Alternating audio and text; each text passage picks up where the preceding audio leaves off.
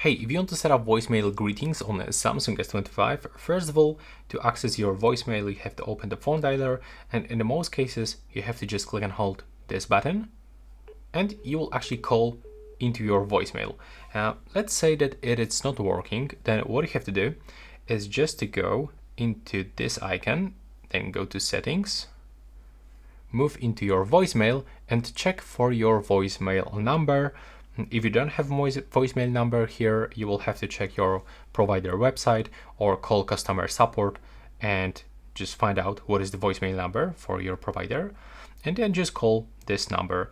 And once you actually, call to your voicemail, you will have to simply follow all of this prompt. So if this is your first time setting up voicemail, you will be guided through the creating a password and the recording a greeting. So when you're creating a password, you will have to choose a secure password between 4 to 10 digits. And then you can simply record your greeting. So when prompted, you can record your personalized voicemail greeting. And after recording, you have to follow the voice prompts to save greeting and complete the setup process. Sometimes carriers also support the visual voicemail, like for example on Verizon. And you have to also remember that sometimes the carrier specific instructions may look unique.